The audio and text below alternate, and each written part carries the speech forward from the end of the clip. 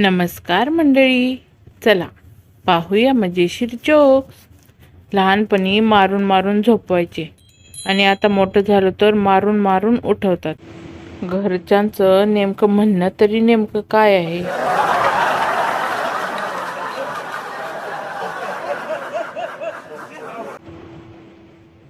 चंगू: काय रे, काय झाले, एवढा कसला विचार करतोयस? मंगू: बालविवाहाचं तर ठीक होतं रे, आता तर लग्नाच्या वयापर्यंत बालच राहत नाहीत डोक्यावर.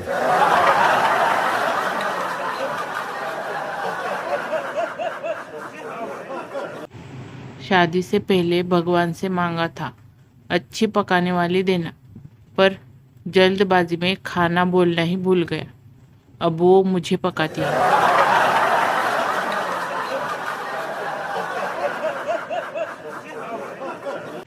तर मंडळी, तुम्ही जर चॅनलवर नवीन असाल आणि तुम्हाला हे भन्नाट जोक खूप आवडत असतील तर नक्की लाईक करा, शेअर करा आणि सबस्क्राईब करायला तर विसरूच नका.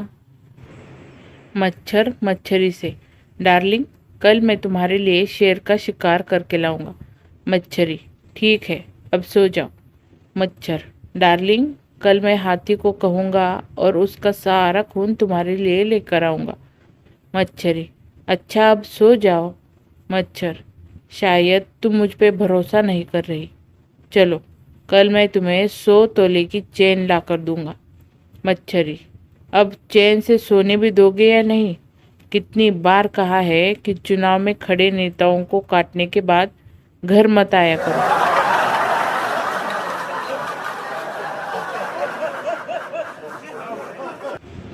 पत्नी बीमार पति को डॉक्टर के पास ले गई.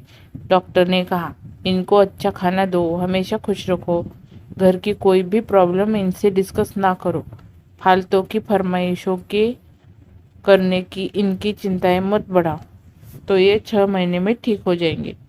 रास्ते में पति ने पत्नी से पूछा, क्या कहा डॉक्टर ने?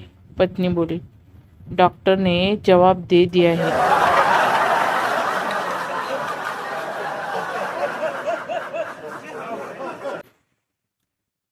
पूर्वी पाऊस पडला की आधी मोर नाचायचे, आता रील्सवाले नाचतात.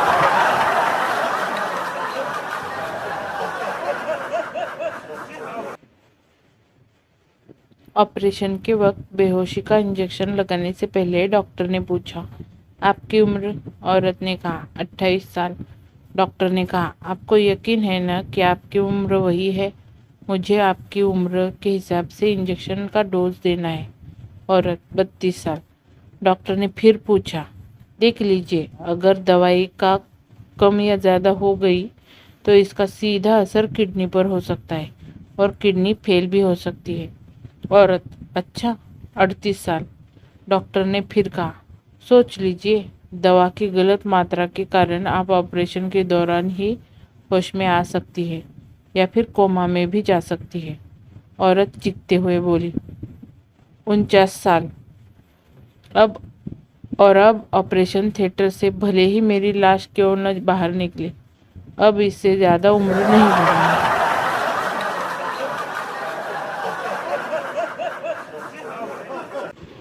तर मंडळी, कसे वाटले तुम्हाला हे भन्नाट विनोद हे नक्की कमेंट बॉक्समध्ये कमेंट करून सांगा. आणि हो, हसण्याला कुठलीही भाषा नसते. तर तुम्हाला हे हिंदी आणि मराठी दोन्हीमधले विनोद कसे वाटले ते नक्की कमेंट बॉक्समध्ये कमेंट करून सांगा. आणि आपल्या चॅनलला लाईक करा, खूप जणांमध्ये शेअर करा, जेणेकरून हसण्याचा आनंद खूप जणांना मिळेल. आणि सबस्क्राईब करायला तर अजिबातच विसरायचं नाही. आणि हो, तुम्हाला अशाच प्रकारचे जर विनोद ऐकायचे असतील तर नक्की सबस्क्राईब पण करा. तर भेटूया पुढच्या एका अशाच भन्नाट एपिसोडमध्ये. तोपर्यंत धन्यवाद.